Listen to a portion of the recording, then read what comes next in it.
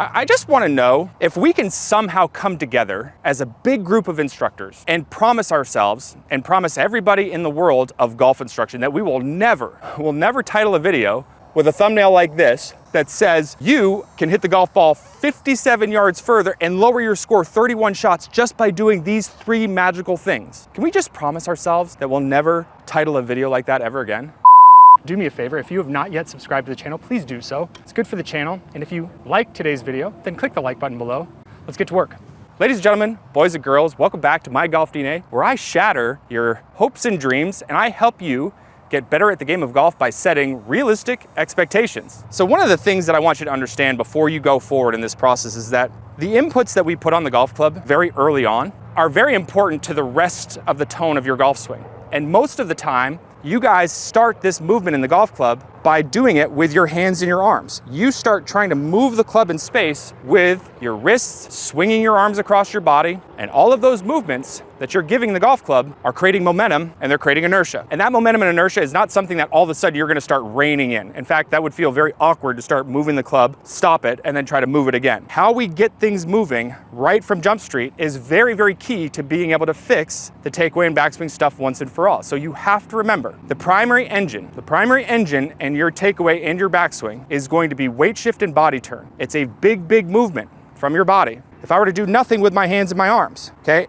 literally holding the club as lightly as I can, and I shift my weight and turn my body, well, the club is gonna move. Now, I'm not saying to you that you don't have to do some things with your hands and your arms, but the movement that you're gonna be doing with your hands and your arms is very, very subtle in relationship to the big body turn that you're doing. So for those of you that have watched my videos in the past, or maybe you've worked with me in person, or maybe you've done some stuff with me online, you probably very well know at this point that I like to strip things down into little small pieces, and I like to start bringing them back together, then I like to start adding movement to it. And that's exactly the processes that you're gonna be following today. But before I do so, I wanna teach you the functions of your trail arm that you're gonna be focusing on today, and I'm gonna give you some terminology here as well. So if you were to take your setup in a static address position here, okay, we're not gonna be doing anything with our lead arm here.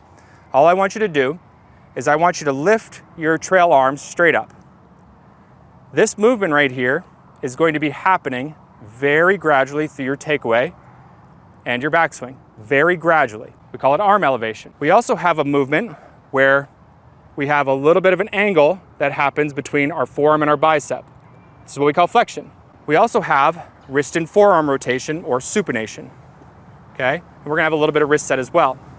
Now, one of the other pieces here that's considered very much a variable is gonna be external humerus rotation. And a good way to understand how much mobility you have in your humerus is hold your trail arm straight out in front of your body, maintain some connection here between the bicep and your chest, like if you had a T right there in the top of your armpit, and you flex your trail arm to about 90 degrees, keep that connection point and wipe your arm away from your body.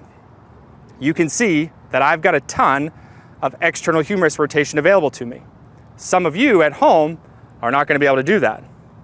Your ability to be able to externally rotate your humerus is not the end-all be-all to being able to put the club in a good spot at the top of the swing. So now you've learned what the functions of your trail arm are going to be. Now it's time to think about how we're going to practice it and how we're going to start getting this stuff acclimated into your golf swing. But before you go any further, we're gonna need to figure out what your backswing cadence is. And how we're gonna figure out our backswing cadence is you can grab your phone, whether it's an iPhone or an Android or whatever, and you can go to your app store and you can get an app called Metronome. Just find a metronome. You don't need to pay for it, they're free, okay? If you wanna pay for it, you can, but get a metronome.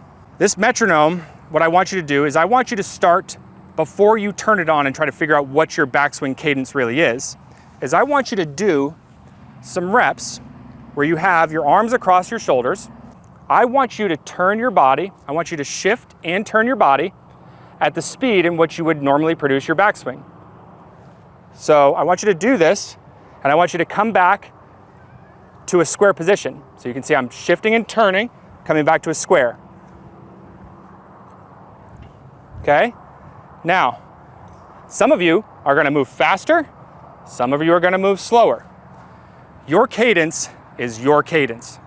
Your internal ticker is part of your golf DNA. Those of you that know me in person know that I like to do things really fast. I like to drive fast. I like to talk fast. I like to swing the golf club fast. That doesn't mean that I'm doing any of those things better than the next person. When it comes down to this, you have to remember that your cadence and the way that you move in your golf swing and the way that you synchronize movements is very much part of your golf DNA. What you can do with this metronome is you can start setting it to the speed in which you're turning and coming back to a square position.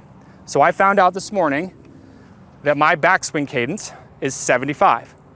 So if you hear that ticking noise, okay, what you can do is you can close your eyes, you can start getting the understanding of what you want your backswing cadence to be all about. You can move that up or down.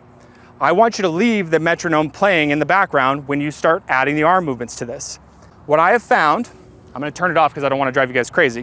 What I have found that doing a drill with your arms, just like I've been talking about here, and trying to marry that back to body turn, it almost feels like you're rubbing your belly and patting your head at the same time, which I cannot do, or walking and chewing gum, right? But it feels like it's getting a little bit confusing in where to move from. So rather than thinking about how to make this stuff happen and when to make it happen, all you're going to be focusing on is where your arm position actually finishes and tying that back to your body movements. Now remember, the key to your success here is understanding what your trail arm is going to be doing and what it feels like in this position and what it feels like in the position at the top of your swing.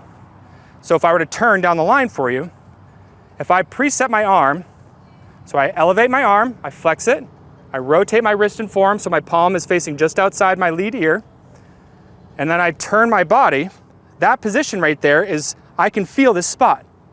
Now if I were to couple that back to turning my body at that cadence and getting my arm to that same spot, now you can understand I have built in the elevation, the flexion, and the wrist and forearm rotation just by thinking about where I'm trying to get to. Okay, so now we're getting ready to start our practice session now that we understand the functions of our hands and our arms and we understand our body's cadence, right? So our natural cadence or our internal ticker, I'm gonna have mine set to 75 and that's going to be playing the entire session. Now when we do this, what we're gonna be doing in this process is we're gonna be basically presetting the arm position, then we're gonna be turning our body to get our arms into that spot at the top. We're gonna be moving down to impact from that position and then right back up to the top. When we go up to the top, I don't want you to have a stopping point. I want you to be able to swing through it. That's gonna be considered 1 rep. Now your job in your practice session is to get somewhere between 100 to 300 reps. If you're set up to where you can hit foam balls or regular golf balls out on a driving range or into a net at your house, even better. What you're gonna do after that practice swing where you don't stop and swing through is you're not gonna take a lot of time. You're gonna still hear the cadence because that metronome is still continuing to go.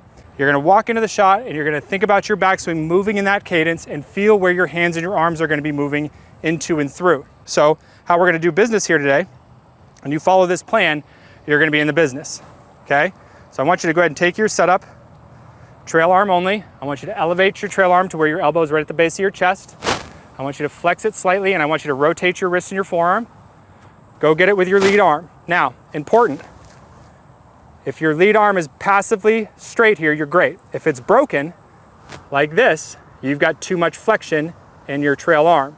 Take that flexion out, okay? From this position, now what you wanna do is turn to the top in your cadence, come back down, right back up to the top, swing through, okay? That's 1 rep. Now you can go ahead and hit a golf ball, don't take a lot of time, trying to feel your body move through those same positions. Repeat the process, 99 more to go. Okay, so there you have it. Simple little way to help get your takeaway in your backswing into a good spot once and for all. Focus on what your body's doing, trust the process, make it a great day.